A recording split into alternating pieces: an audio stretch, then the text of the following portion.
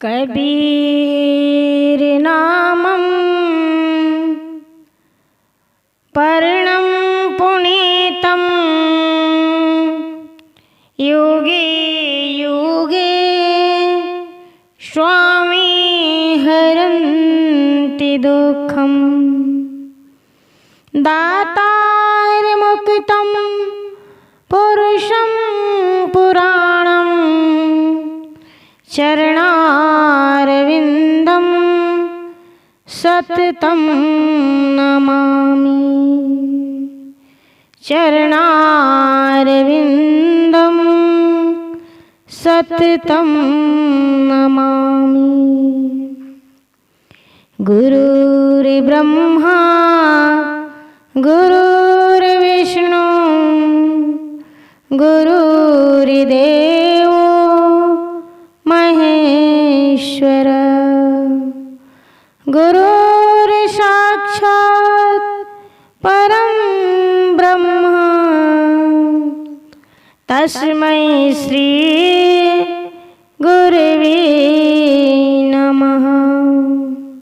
तस्मै श्री गुरवे नमः।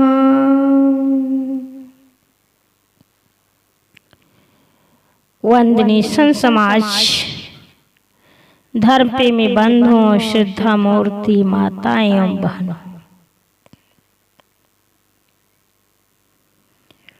हमारा यह जो शरीर है, यह शरीर कैसा है?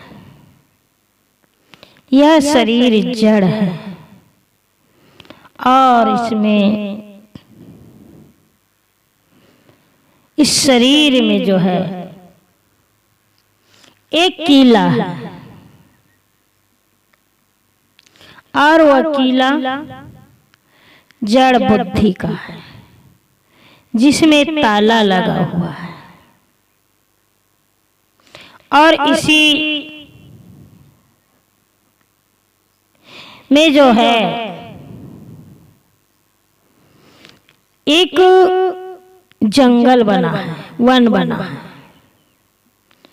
ये जंगल क्या है? इस जंगल को किसने बनाया? ये जंगल का बनाने वाला कौन है? यह जीव जो है, यह जीव ही ने इस जंगल को बनाया है और वही इसका रखवाला भी है। तो यहाँ पर सद्गुरु कहना चाहते हैं, माटी के कोट पसाण कुताला, सोईक बन सोई रखवाला, सोबन देखत जीव डेराना, ब्राह्मण वैष्णव एक जाना, जो किसान किसानी करही, उपजी खेत बीज नहीं परई, छाणी देऊ नर झेलिक झेला, बूढ़े दो गुरु यऊ चेला, तीसर बूढ़े पारत भाई, जिन बन डाहे दवा लगाई, भोंकी भोंकी कुकुर मर गयाऊं, काज ने एक सियारिश भयऊं, मोश बिलाई एक संग, कहूँ कैसे रही जाए, अचिरज एक देखो हो संतो, हस्ती सिंह खाए। प्यारे बंधुओं, कितनी बड़ी बात कही है कि यह शरीर रूपी हमारा यह जो शरीर है, जिसमें जड़ बुद्धि का ताला लगा हुआ है और इसको बनाने वाला ही स्वयं अपने आप में है। तो यहाँ पर जो है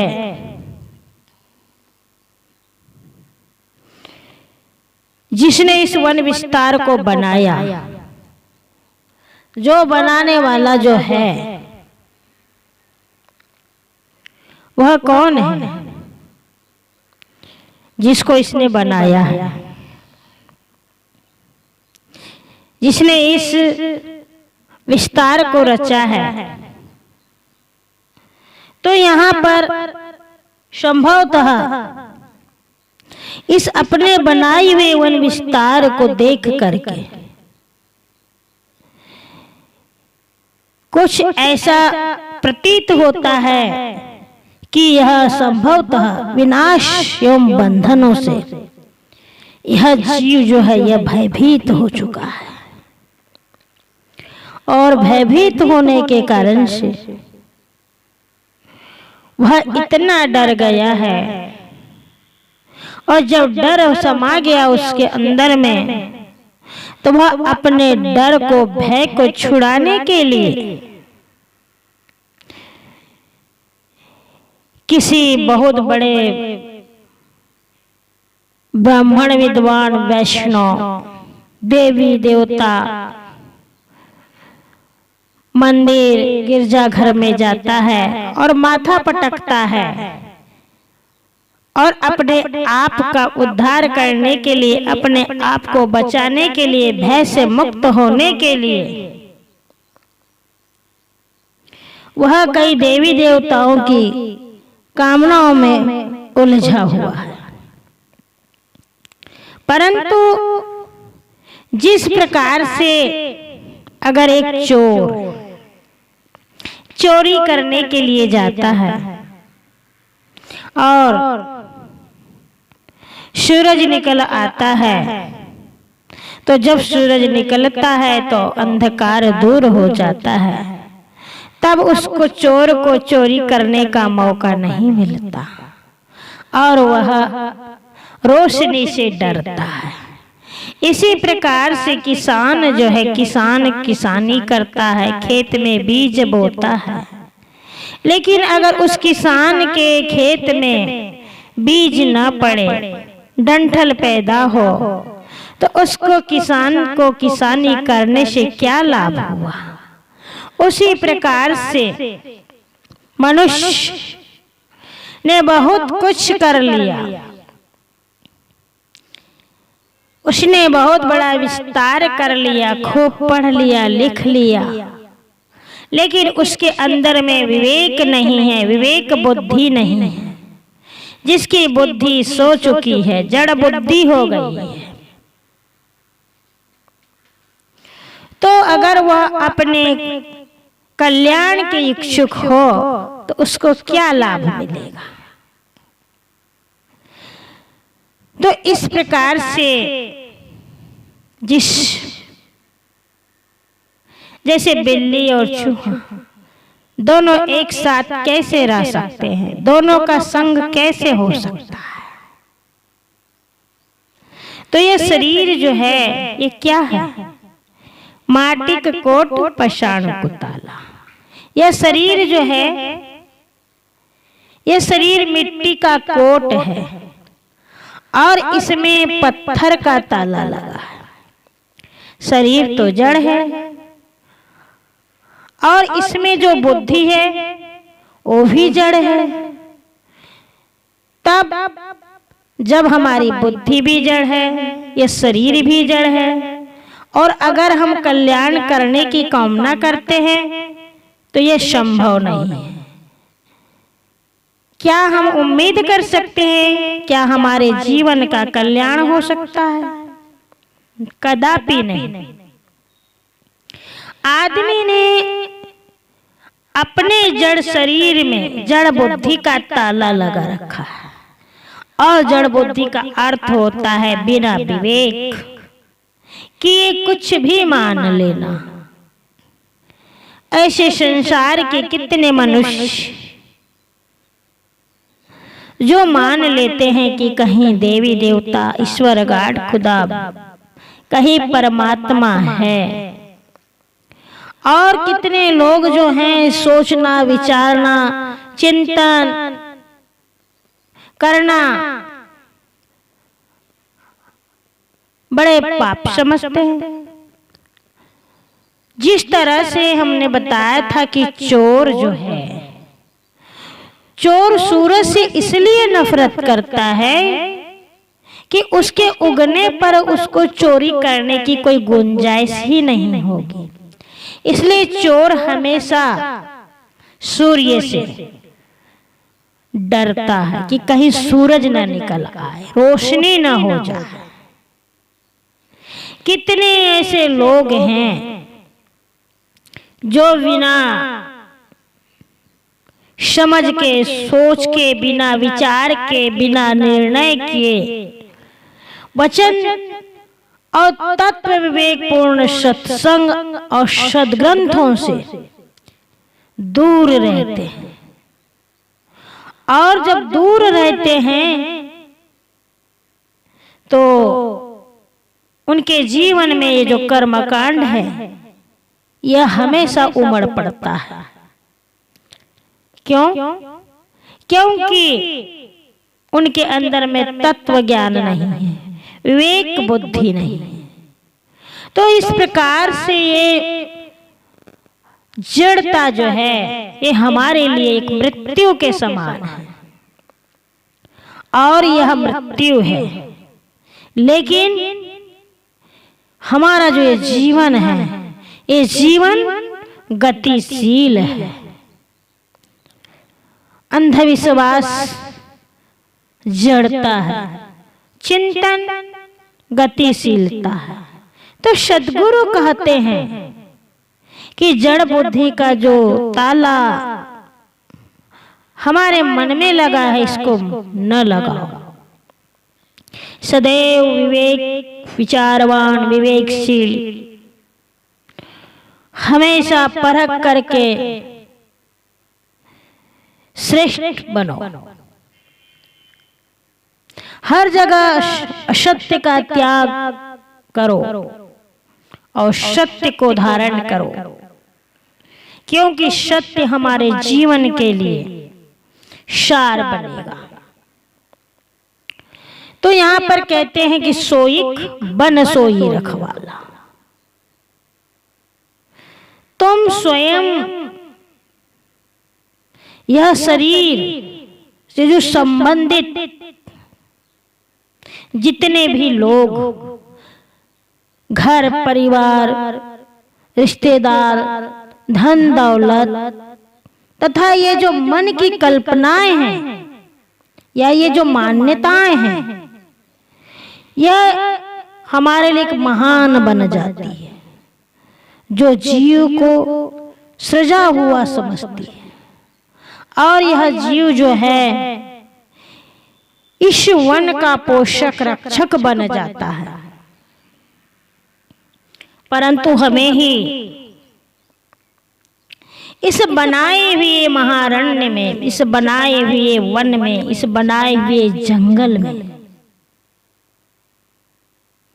हम स्वयं ने निर्माण किया है और स्वयं ही इसको देख करके यह जीव जो है यह भयभीत हो जाता है। और भय के दो कारण होते हैं।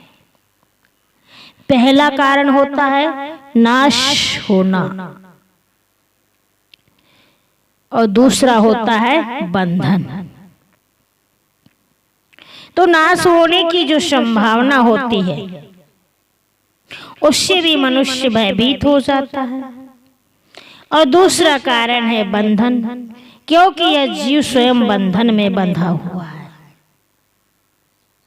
तो यह शरीर जो है यह हमारा शरीर कैसा है?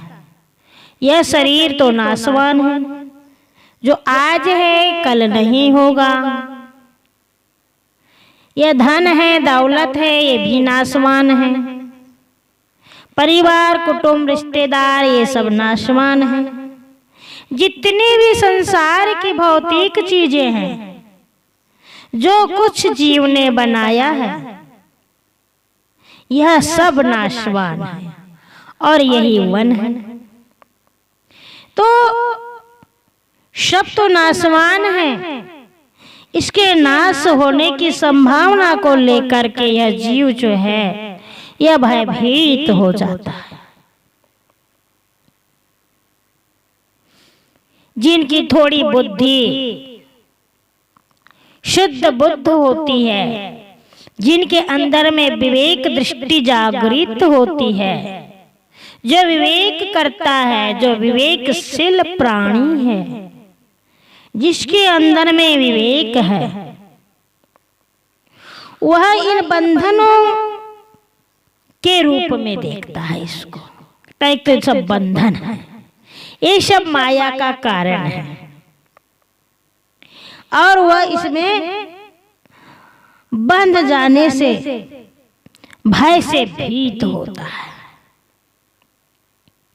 तो भयभीत जीव, जो भयभीत हो गया, जो डर गया, जीव मनुष्य अपने आप से डर गया, वह क्या करता है? वह किसी देवी देवता के पास, किसी मंदिर के पास, किसी पुजारी के पास, किसी ब्राह्मण के पास, किसी वैष्णव के पास, किसी महान विद्वानों के पास जाता है और वह अपने मन में यह सोचता है कि कहीं हमारे ऊपर कृपा करके हमको इस भय से मुक्त करा दे। इसीलिए हमारे जो प्राणी पदार्थ जो है वह सुरक्षित रहे, हम सुरक्षित रहे। हमारे जीवन में जो भय आने वाला है, इससे हम सुरक्षित रहे, इसीलिए वह जाता है। तो जिनकी थोड़ी बुद्धि होती है, वह इन बंधनों के रूप में जो है भयभीत हो जाता है।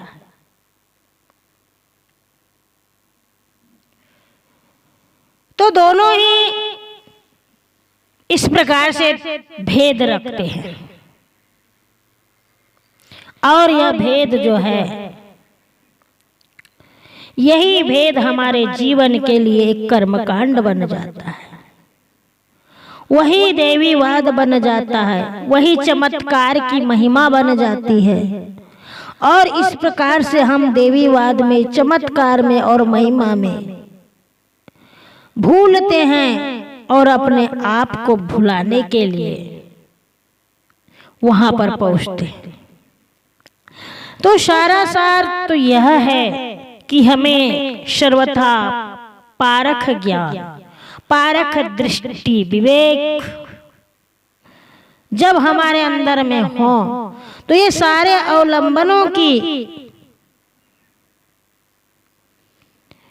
जो ये रेखा हमारे जीवन में आती है, इन अवलंबनों को तोड़ करके स्वरूप ज्ञान और स्वरूप स्थिति की समझ वहीं पर बनती है। और जिसके अंदर में ये ज्ञान नहीं आया, जिसके अंदर में स्वरूप स्थिति का बोध नहीं हुआ, तो उसको समझ कहां से होगा? जिस प्रकार से किसान के खेत में किसान पौधे बोता है, कुछ बीज डालता है जिसमें पौधे उगते हैं, लेकिन अगर उस खेत में केवल डंठल हो, बीज ना पड़े, दाने ना पड़े, तो खेत में डंठल का बोझ होने से किसान को क्या लाभ होगा? इसी प्रकार से हमने बहुत कुछ शास्त्रों को पढ़ लिया, पुराणों को पढ़ लिया, महाकाव्यों को पढ़ लिया, बहुत बड़े बड़े धार्मिक ग्रंथों को पढ़ लिया, लेकिन जिसको अगर सच्चा स्वरूप का बोध न हो तो वाक्य जाल होने से क्या फायदा। तो सद्गुरु कहते हैं कि सर्वत्र वाक्य जाल का विस्तार है, किंतु कारण कार्य व्यवस्था एवं विश्व के शाश्वत नियमों की परख नहीं है। धर्म के नाम पर साधक को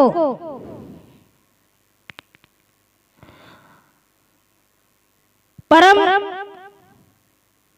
उन्मोखी होना पड़ेगा, और वही साधक जो है आगे की ओर अपने इस सद्मार्ग को चुन सकता है। जीव जो है, यह जीव को देव गोसाइया का मोहताज बना करके अपने स्वरूप को हमने वंचित कर रखा है। तो इस प्रकार से हमें अपने स्वरूप को नहीं भूलना है। इसलिए तो सद्गुरु कहते हैं कि हे मनुष्य, हे साधक, हे सज्जनों, तो इस वाणी जाल के झेलिक झेला को न पकड़, इसको छोड़ दे, क्योंकि यहाँ पर तुझे धक्का धूमि खाना पड़ेगा। और मिथ्या महिमा की जो सारी वाणियां हैं जिसमें तुम स्वयं फंसे हो, वह तुम्हारे लिए एक फंसने का जाल बिछा हुआ है। ऐसे वाणी जाल में फंस करके गुरु और चेले दोनों अज्ञान के सागर में डूब जाएंगे। इसलिए तो कहते हैं तीसर बूढ़े पारथ भाई। पारथ का अर्थ है पारधी, और पारधी जो है इसका अर्थ होता है शिकार करने वाला। बधिक अर्थात जो बधिक होता है, जो शिकार करने वाला होता है, वह धोखेबाज होता है। धोखा दे करके वह पता नहीं किस समय शिकार कर दे।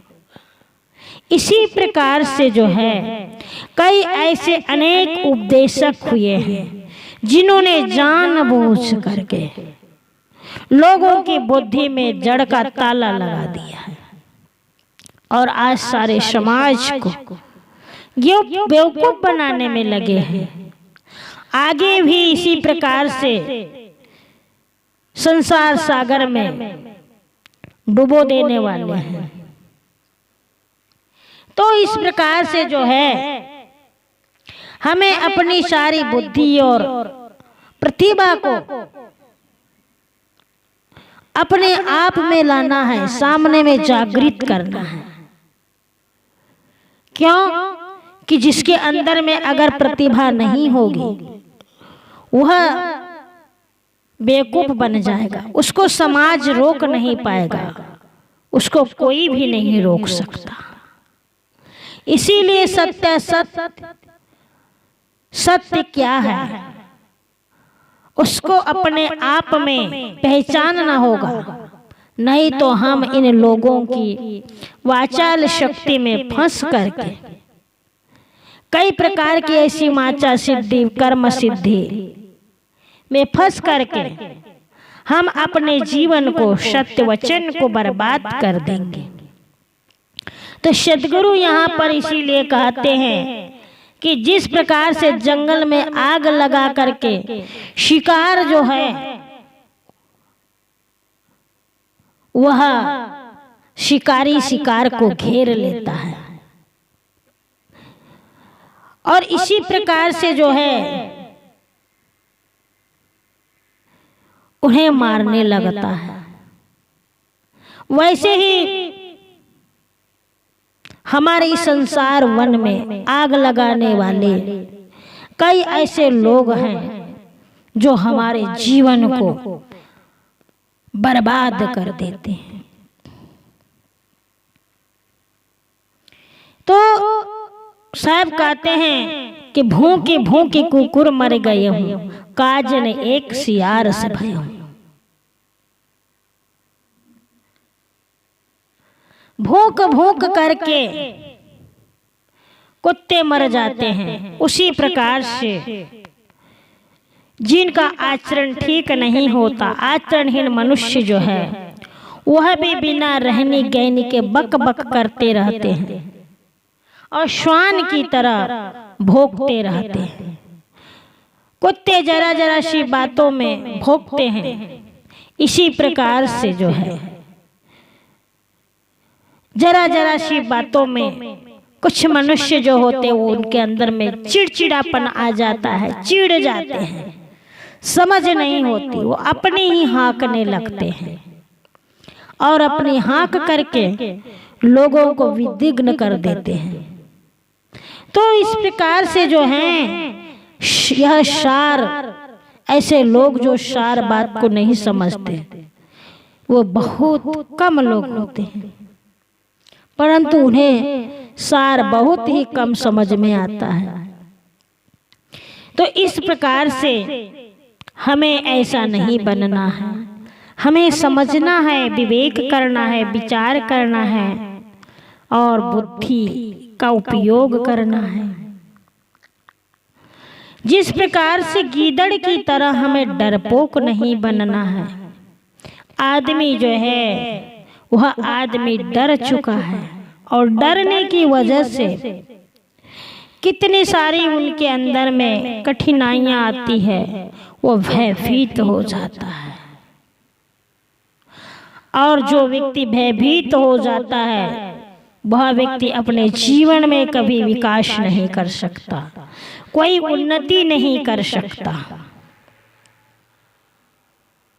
और जो व्यक्ति उन्नति नहीं कर सकता वह अपने जीवन का कल्याण कैसे कर सकता है। कितने ही ज्ञानी यह समझते हैं कि भोग और योग साथ साथ बन जाएगा, लेकिन ऐसा नहीं हो सकता। वे राजा जनक जी का उदाहरण देते हैं कि भोगों में लगे आदमी का विवेक सो जाता है। कल्पना मात्र राजा जनक जी की कथा सुनने से, उनका उपदेश सुनने से कुछ नहीं होने वाला है।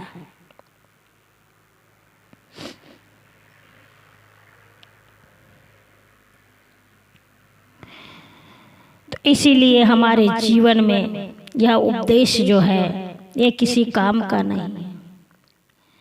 सद्गुरु कहते हैं कि यह बड़े आश्चर्य की बात है।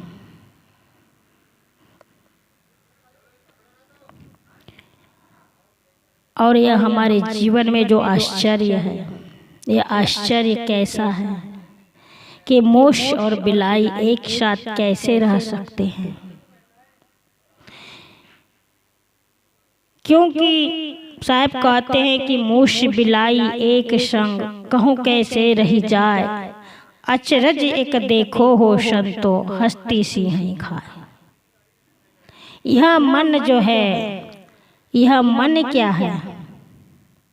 हाथी है और यह जीव जो है यह सिंह है।